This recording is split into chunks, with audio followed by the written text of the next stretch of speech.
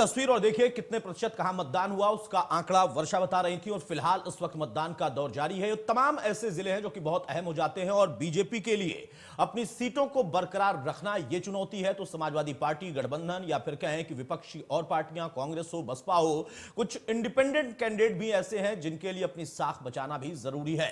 तो यह तस्वीर हम आपको दिखा रहे हैं। श्रावस्ती से हमारे सहयोगी मिथिलेश इस वक्त जुड़ रहे हैं और गोंडा से अनुराग मेरे साथ मेरे सहयोगी जुड़ रहे हैं। मिथिलेश, सबसे पहले श्रावस्ती की तस्वीर अभी तक की बताइए। जी अतुल जी, बताना चाहूंगा श्रावस्ती में 9:30 बजे तक 9:30 यहाँ पर जो निवर्तमान विधायक हैं भाजपा के प्रत्याशी हैं रामफेन पांडे, उन्होंने यहाँ इकोना के बूथ पर पहुंचकर अपना वोट डाला है और उन्होंने अपील की है कि ज्यादा पहुंचकर अपने वोट का प्रयोग करें जिससे प्रतिशत बढ़ाया जा सके, मतदान का प्रतिशत बढ़ सके। अगर बात करें तो सुरक्षा व्यवस्था के व्यापक इंतजाम किए गए हैं। सभी बूथों पर कोविड हेल्प डेस्क बनाया गया है जहां पर जो आता है उनकी स्क्रीनिंग की जाती है, उन्हें सैनिटाइजर का वितरण किया जा रहा है, साथ ही मास्क का भी वितरण किया जा रहा है, जिसके बाद उन्हें अंदर प्रवेश दिया जा रहा है। और लोग काफी उत्साहित हैं। कई बूथों पर हमने आपको तस्वीरों के माध्यम से दिखाया है कि लंबी लंबी लाइनें लगी हुई हैं। लोग सुबह से पहुंच गए हैं और अपने मताधिकार का प्रयोग करने के लिए अपनी बारी आने का इंतजार करते हुए नजर आ रहे हैं। बहुत अच्छी बात है मिथिलेश कि लोगों में उत्साह उतना ही है जितना होना चाहिए और प्रधानमंत्री ने भी देखिए अपील की है। लेकिन समीकरण क्या है मिथिलेश? श्रावस्ती के समीकरण को हम समझे तो क्या है और जो लोगों का उत्साह है वो उत्साह किस पैमाने पर है? श्रावस्ती की अगर बातचीत की जाए तो यहाँ पर जो बेरोजगारी सबसे बड़ा मुद्दा है, साथ ही अशिक्षा की कमी है जिसके चलते लोग बार बार विकास का वादा करते हैं। कई जगहों पर पुल का निर्माण है जिनको लेकर लोगों ने अपना मुद्दा बनाया है और लोग कह रहे हैं कि ये विकास जो करेगा हम उसी को वोट देंगे। समीकरण की बात की जाए तो यहाँ पर भाजपा और बसपा तथा सपा में सीधी टक्कर श्रावस्ती विधानसभा में बताई जा रही है, जबकि बेनगा विधानसभा में भाजपा और सपा के बीच तीखी टक्कर है। जी बिल्कुल सही कहा आपने। और टक्कर यहां पर वो कैंडिडेट भी आपस में देंगे जो कि इंडिपेंडेंट तौर पर अपनी पहचान रखते हैं। मेरे सहयोगी अनुराग भी हमारे साथ गोंडा से हैं। बहुत अहम हो जाता है ये इलाका गोंडा का। अनुराग, हमने 2014 में देखा, हमने उसके बाद 17 में देखा, कई ऐसी बातें यहां से बड़े नेताओं के जरिए निकली थी जो कि आरोप प्रत्यारोप के तौर पर थी। लेकिन मौजूदा दौर में गोंडा किस तरीके के परिणाम दे सकता है, क्योंकि आज मतदान का दौर और मतदाता के मन में विकास के साथ साथ बेरोजगारी के साथ साथ बहुत सारे मुद्दे या तो खुद हैं या फिर पार्टियों और नेताओं के द्वारा डाले भी गए। जी अतुल जी, दर्शकों को बता दें कि गोंडा जिले में 7 विधानसभा क्षेत्र हैं जिसमें कैबिनेट मंत्री रमापति शास्त्री जो मनकापुर आरक्षित सीट से वो चुनाव मैदान में ताल ठोक रहे हैं। तो कहीं ना कहीं गोंडा जिले में 7 विधानसभा सीट पर जो पूर्व में जो चुनाव हुआ था उसमें 7 विधानसभा सीट भाजपा की हाथ में थी और इस बार चुनाव में जो है भाजपा और समाजवादी पार्टी 7 सीटों पर लड़ते हुए नजर आ रही है। तो साफ तौर से अंदाजा लगाया जा सकता है कि गोंडा जिले में जो सीधी लड़ाई चल रही है भाजपा वर्सेस सपा की चल रही है। हम इस समय मौजूदा समय में गोंडा सदर सीट पर है और शहीद आजम सरदार भगत सिंह इंटर कॉलेज में यहाँ हमारे साथ कुछ लोग हैं, उनसे जानेंगे किस तरीके से यहाँ समस्या है, क्या दिक्कत थी और किन मुद्दों पर वोट करेंगे। क्या नाम है आपका? यह सीधा मुद्दा है विकास और लॉ एंड ऑर्डर। जो लॉ एंड ऑर्डर रखेगा सही उसी को वोट दिया जाएगा। सीधा सीधा बात। तो क्या लग रहा है किसकी सरकार बनने जा रही है? अब सीधा तो बता दिए, सीधा है लॉ एंड ऑर्डर जो सही रखा है। अनुराग देखिए, इससे बेबाक कोई जवाब नहीं हो सकता। आपने कहा कि क्या है तो उन्होंने कहा कि सीधा तो बता दिए हैं। लॉ एंड ऑर्डर और उसके साथ साथ विकास अगर ये है तो इसको आप समझिए कि ये किसके लिए हो सकता है, क्योंकि विकास करने की बात वो भी कर रहे हैं जो कि पहले सत्ता में थे, विकास करने की बात वो भी कह रहे हैं जो कि मौजूदा दौर में सत्ता में है, और विकास करने की बात वो भी कह रहे हैं जो कि सत्ता से सालों से दूर है। लेकिन ये बेबाकी क्या आमतौर पर हर जगह पर दिख रही है अनुराग? जी बिल्कुल, हम साफ तौर पर बता दें कि इस बार चुनाव एक नया इतिहास लिखने जा रहा है गोंडा में। जिस तरीके से सुबह 9 बजे तक लगभग 9% का मतदान हो गया है, तो साफ तौर से अंदाजा लगाया जा सकता है कि लोगों में एक उत्साह है। ये लोकतंत्र का जो पर्व है गोंडा जिले में, इसको लेकर लोग उत्साह है और लोगों में एक नया उत्साह देखने को लोगों ने सुबह से ही पहले वो मतदान करेंगे फिर भोजन करेंगे नए नारे के साथ इस समय लोग निकले हुए हैं। और मतदान जो स्टेशन है, पोलिंग स्टेशन पर हमारे साफ तौर पर आप देख सकते हैं, ये पोलिंग स्टेशन शहीद आजम सरदार भगत सिंह है और यहाँ पर साफ तौर पर देखा जा सकता है हर वर्ग का लोग इस बूथ पर आ रहे हैं, लोग अपने मतदान कर रहे हैं। तो साफ तौर से अभी दोपहर जैसे जैसे समय बीतता जाएगा और परसेंटेज बढ़ता ही जाएगा, तो कहीं ना कहीं इस चुनाव में गोंडा एक नया इतिहास लिखने जा रहा है मतदान को लेकर। जी चलिए, बहराइच से मेरे सहयोगी संजय भी जुड़े हैं, आप दोनों हमारे साथ बने रहिए। बहराइच की तस्वीर क्या है संजय? अतुल, देखिए मैं आपको बता दूं कि मैं इसमें बहराइच सदर की मतदान केंद्र पे मैं इस समय मौजूद हूं और ये अभी मेरे पीछे आप देख रहे होंगे कि अनुपमा जायसवाल जो पूर्व बेसिक शिक्षा मंत्री रही, मौजूदा स्थिति में इस समय विधायक हैं, अभी वो वोट डाल करके अपने पूरे परिवार के साथ निकली हैं। उनकी बेटियां भी दोनों साथ में हैं, उनके पति भी उनके साथ में हैं और उन्होंने वोटिंग किया है और वोटिंग के समय लगातार वो खास तौर पर ये बोलती रही हैं कि विकास की राजनीति हम हमेशा लेकर चल रहे हैं और शहर में भी हमने विकास की राजनीति की है। उनसे हम बात कर लेते हैं कि क्या सोच करके उन्होंने वोट किया है। मैम, आपने अभी आज वोट किया है, क्या कहेंगी आप? देखिए, मैंने वोट प्रदेश सरकार लोगों को सुरक्षा दे, जिसने भ्रष्टाचार मुक्त प्रशासन दिया है, ऐसी सरकार के पक्ष में दिया है, जो युवाओं को, महिलाओं को, नौजवानों को, दलितों, वंचितों और पिछड़ों के हित में सरकार काम करती है, उसको अपना वोट दिया है। 61 सीटों पे आज आप मतदान हो रहा है, क्या किस नजरिए से देखती हैं आप? सभी सीटों पर भारतीय जनता पार्टी का जो प्रत्याशी है वो आगे बढ़ रहा है और हम प्रचंड बहुमत के साथ उत्तर प्रदेश में सरकार बनाएंगे। आपने भी वोट किया है, क्या सोच करके आपने वोट किया है? जी, पहली बात तो मेरी माता जी लड़ रही हैं।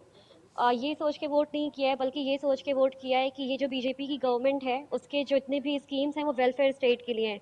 और फिर मेरी माता जी एक ऐसी यहाँ पे कैंडिडेट हैं जो इस चीज़ को पूरे लेवल पे मल्टी डायमेंशनली बहराइच में इम्प्लीमेंट करा रही हैं। तो हमें ऐसे लोग चाहिए जो काम करें, तो मुझे लगता है ये एक बहुत अच्छा नेतृत्व करती हैं। मम्मी को विधायक बनाना है? संजय, ये सवाल आप इनसे लीजिए। संजय, ये सवाल आप कि- इनसे लीजिए कि मम्मी को विधायक बनाना है वो अलग बात है, लेकिन एक युवा के तौर पर, एक महिला के तौर पर, एक युवती के तौर पर इनको खुद किस तरीके के बदलाव की अपेक्षा है? क्योंकि तमाम पार्टियां महिलाओं पर बहुत फोकस कर रही हैं।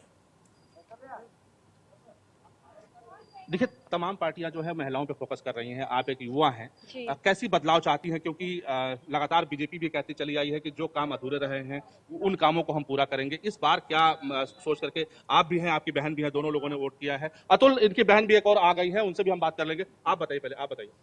जी, ये एक ऐसी सरकार है जो कि मल्टी डायमेंशनली फोकस करती है, चाहे वो युवा हों, चाहे वो वृद्ध हों, चाहे वो औरतें हों, चाहे वो पुरुष हों, सबके लिए ये सारा काम करती है।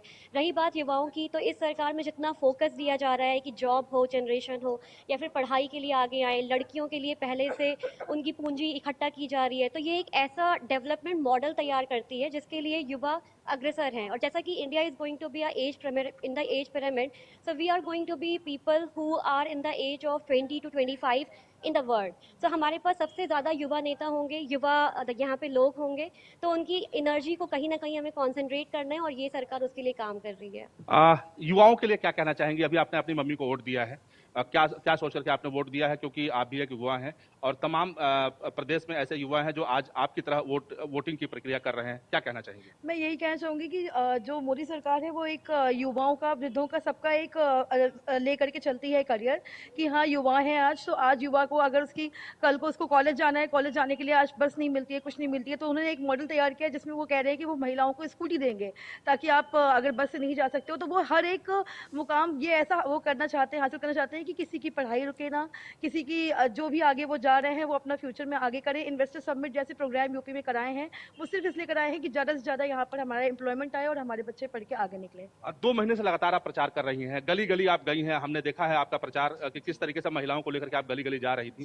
किस तरीके का लोगों का रिएक्शन मिला मम्मी के प्रति और भारतीय जनता पार्टी के प्रति? मैं जब पहले स्टार्टिंग में 1-2 दिन गई तो मैंने ऐसा देखा कि लोगों ने ऐसा बोला, कुछ ऐसा मतलब मुद्दा नहीं भी था, लेकिन एक जो होता है ना कि हवा है, और अगर आप एक 5 साल एक विधायक को चुनते हो तो लोगों के अंदर थोड़ी सी ये चीज़ थी कि हाँ हमारा कुछ काम नहीं हुआ। लेकिन जब मैंने उनको समझाया कि 2.5 साल से कोरोना जैसी एक महामारी आई है और जो विधायक निधि थी वो कोरोना निधि में डाइवर्ट कर दी गई है, तो उस वजह से 2.5 साल में हमारे जो नाली खड़ंजे नहीं हुए। लेकिन लोगों को ये समझना चाहिए कि आज जो बहराइच के निवासी हैं उन्होंने अपनी विधायक निधि खो करके आज संजीवनी बूटी, जो दूसरे देश कह रहे हैं कि उनके पास संजीवनी बूटी के रूप में आई है, तो वो किया है। तो हमारे लिए अभी नाली इंटरलॉकिंग जो 2.5 साल में थी वो बन चुकी, आगे भी बनी है, फिर भी किया है और आगे भी करेंगे। लेकिन लोग अब इन चीज़ों से वो करके वो निकल गए कि हाँ वो भाजपा को ही वोट देंगे, और उन्होंने देखा कि आवास मिला है, लोगों को राशन मिला है, लोगों को जो युवा हैं वो आगे नहीं जो बढ़ पाए थे उनको हर चीज़ दी है। दोनों बहनों ने ठान रखा है कि माँ को विधायक बनाना है। जी बिल्कुल जी, हमने नहीं, बहराइच ने ठाना है। लोगों के अंदर बहुत उत्साह है, बहुत प्यार है मेरी माता जी को लेके।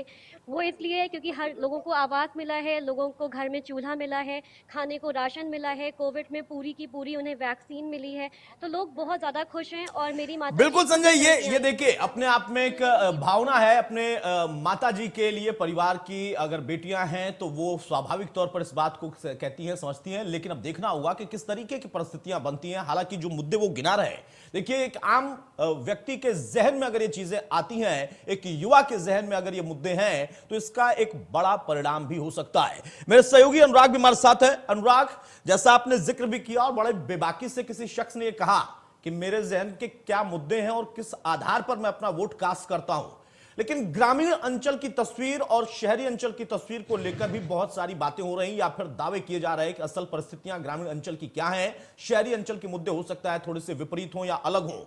क्या ये झलक वहां पर दिख रही है? जी अतुल जी, दर्शकों को बता दें कि जिस तरीके से गोंडा शहरी क्षेत्र में जो ग्रामीण क्षेत्र की आप बात कर रहे हैं, ग्रामीण क्षेत्रों में काफी समस्या है। जैसे लोगों को सबसे बड़ी समस्या, किसानों को छुट्टा जानवर इस चुनाव में मुद्दा बना रहा, और छुट्टा जानवर समस्या है। क्षेत्र का विकास, उनको गाँव जाने वाली सड़कें हैं, विद्युतीकरण का काम तो कुछ हुआ है गोंडा शहर में, लेकिन जो शहर गाँव को जोड़ने वाली सड़कें हैं वो उतना विकसित नहीं है। तो लोगों में एक विकास को लेकर एक उत्साह देखने को मिल रहा है, और लोग अपने विकास मुद्दे को लेकर, अपने क्षेत्र के विकास को लेकर अपना इस बार विधायक का चुनाव वो अपना चुनने के लिए निकल रहे हैं मतदान केंद्रों पे। वहीं हम आपको बता दें, नगरीय क्षेत्र में तो गोंडा जो नगर पालिका क्षेत्र है, आजादी के बाद से उसका विकास जो उसको बढ़ना चाहिए, एरिया दायरा बढ़ना चाहिए, वो नहीं बढ़ सका है। तो गोंडा नगर के लिए एक अहम मुद्दा है कि नगर पालिका क्षेत्र का दायरा बढ़े, जिससे आसपास के जो 17 गाँव है गोंडा को, उनको नगर पालिका क्षेत्र में जोड़ा जाए। इसके लिए आवेदन, वो फाइलें भी शासन स्तर पर भेजी गई, लेकिन वो लंबित है। और लोगों को शहरी क्षेत्र में गोंडा में जाम की बड़ी समस्या रहती, इससे निजात के लिए। ठीक है अनुराग, मैं आपके पास लौटूंगा। फिलहाल जो तस्वीर हम आपको दिखा रहे हैं, इस बीच में आप देखिए प्रधानमंत्री ने भी ट्वीट किया है। प्रधानमंत्री के साथ साथ मायावती ने भी बीएसपी के कैंडिडेट को जिताने के लिए अपनी तरफ से ट्वीट किया। मायावती का कहना है कि बीएसपी सरकार को लाना है तो आपको वोट कास्ट करना पड़ेगा। प्रधानमंत्री भी अपील कर रहे हैं कि अपने मताधिकार का प्रयोग आप जरूर करें। इंडिया न्यूज की भी अपील रहती है, हमारी भी लगातार ये कोशिश रहती है, मतदाता अपने मताधिकार का प्रयोग जरूर करें। कई लोग ऐसे होते हैं जो कि वोट कास्ट नहीं कर पाते हैं या नहीं करने जाते हैं, उसका अलग परिणाम भी दिख सकता है। अब यहां पर देखिए जो तस्वीर में आपको दिखा रहे हैं, कई ऐसे प्रत्याशी हैं जो कि मैदान में हैं, पाला बदलने के साथ साथ, और अब उनके लिए भी चुनौती है। हाकिम सिंह ने चुनाव से पहले पाला बदल लिया था, पाला बदलकर ये मैदान में 5वें चरण में उतरे हुए हैं। इनकी भी किस्मत का आज फैसला होगा। बसपा में रहते हुए भिनगा से पिछली बार असलम रायनी जीती थी, और अब इस सीट पर भी लड़ाई बहुत ही ज्यादा कट टू कट बताई जा रही। श्रावस्ती की अगर हम तस्वीर दिखा रहे थे तो आप देखिए वहां पर क्या मुद्दे हो सकते हैं, ये भी आपने देखा। राकेश सोनकर कौशांबी से मेरे सहयोगी जुड़ रहे हैं। कौशांबी, बहुत अपने आप में रोचक लड़ाई की तस्वीर दिखा रहा था और दिग्गज की साख भी दांव पर है, क्या इस वक्त का नजारा है?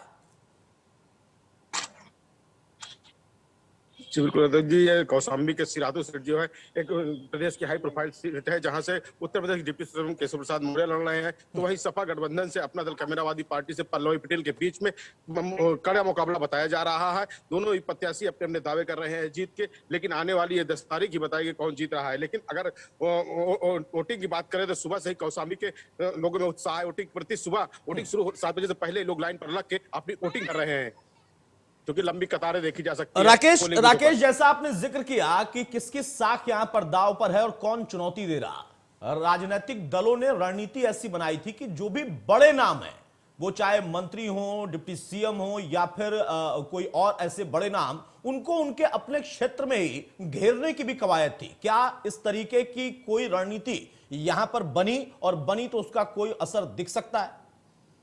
जी बिल्कुल, आपको बता दें कि कौशांबी जिले की बात करें तो 2 बड़े नेताओं की साख दांव पर लगी हुई है। एक तरफ सिराथू विधानसभा से डिप्टी सीएम केशव प्रसाद मौर्य, तो मंझनपुर विधानसभा से सपा के राष्ट्रीय महासचिव इंद्रजीत सरोज। ठीक है, मैं आप जगहों पर ईवीएम की खराबी की भी खबर है कौशांबी में। बता दें आपको कि यहाँ सिराथू विधानसभा के क्षेत्र के 378, 333, 358 व 410 के पोलिंग बूथों पर ईवीएम खराब होने की बात बताई जा रही है, जहां आधे घंटे से अब वोटिंग बंद चल रही है। इसको लेकर लोग वहीं पर लाइन पे लगे हैं, लेकिन वोटिंग अपने नहीं दे पा रहे हैं। वोटिंग मशीन को सही करवाने के लिए प्रशासन लगा हुआ है। प्रशासन का दावा है कि जल्द ही मशीन को सही क्या करवा अब तस्वीर साफ हो पाई है? अब क्या जो समस्या थी टेक्निकली वो दिक्कत दूर हो पाई है या अभी भी समय लग रहा है? अभी भी टेक्निकल को दूर करने के लिए प्रशासनिक अधिकारी लगे पड़े हुए, जो उनके टेक्निकल इंजीनियर है वो सब पोलिंग बूथ को सही करने के मशीनों में लगे हुए हैं। राकेश, मतदाताओं से आपने बात की होगी, क्या लोगों में इसको लेकर कोई नाराजगी थी या लोग अभी भी बेसब्री से इंतजार कर रहे हैं कि कब मशीन दुरुस्त हो और वो फिर अपने वोट को कास्ट करें? आपको बता दूं कि कुछ मतदाताओं में तो इसकी लोगों की नाराजगी थी, लेकिन ज्यादातर मतदाता अपनी वोटिंग के मतदान को अपना करने के लिए तसल्ली से वोटिंग लाइन पे लगे हुए। उनका कहना है कि जब मशीन सही होगी, वोटिंग चालू होगी, तब हम लोग अपना वोट को अपने मताधिकार का प्रयोग करेंगे। ठीक है, राकेश हमारे साथ बने रहिए। मेरे सहयोगी मोबिन हमारे साथ इस वक्त जुड़ चुके हैं चित्रकूट से। पावन धरती इस वक्त किस तरीके से आज के पावन पर्व के अवसर पर, क्योंकि इसे पर्व के तौर पर ही देखा जाता है जब मताधिकार का दिन आता है, क्या लोगों का उत्साह है? क्योंकि ये बेल्ट अपने आप में बहुत सुर्खियों में धार्मिक तौर पर रहता है, लेकिन यहां की जो तकनीकी जमीनी समस्याएं हैं वो भी शायद किसी से छिपी नहीं, और इस मौजूदा सरकार ने इस पूरे बेल्ट को बहुत फोकस भी किया।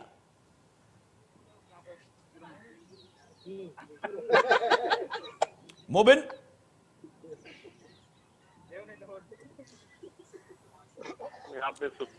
मोबिन मेरी आवाज आप तक जा रही है? चलिए, शायद मेरी आवाज मेरे सहयोगी तक नहीं जा पा रही है, लेकिन आपको बता दें कि चित्रकूट में भी इस वक्त मतदान का दौर चलता हुआ, और जैसा मैं तमाम सहयोगी अलग अलग जगहों से रिपोर्ट दे रहे थे कि यहां लोगों का उत्साह दिखाई दे रहा है और बड़ी बेबाकी से आप देखिए जो वोटर है वो मुद्दे गिनाकर मैसेज भी दे रहा है कि किसके लिए और किस आधार पर अपना वोट वो कास्ट कर रहा। अगर आप उनसे पूछ रहे हैं कि आपके ज़हन के मुद्दे क्या हैं, तो खुलकर अपनी बात रख रहा। और राजनीतिक दलों की अगर हम बात करें तो वो चाहे बेरोजगारी की बात हो, तमाम अन्य मुद्दे उन्होंने उठाए। महिलाओं को लेकर बहुत ऐलान किए गए हैं, हर एक पार्टी ने इसको लेकर घोषणाएं की हैं, लेकिन महिलाओं का रुझान क्या होगा, युवाओं की सोच क्या है, अपने आप में अहम होगा। ये 6 तस्वीरें मैं आपको दिखा रहा है, प्रयागराज, कौशांबी, बहराइच, गोंडा, सिराथू और अमेठी। अमेठी की लड़ाई को आप समझिए कि किस तरीके की परिस्थितियां वहां पर हो सकती हैं, क्योंकि हमने देखा जो कांग्रेस का गढ़ हुआ करता था, उस गढ़ को बीजेपी ने कैसे नेस्तनाबूद कर दिया पिछले तमाम चुनाव में, और उसका परिणाम रहा कि उस परिवार से जो सदस्य यहां पर चुनावी मैदान में होते थे उनको दूसरा विकल्प तलाशना पड़ा।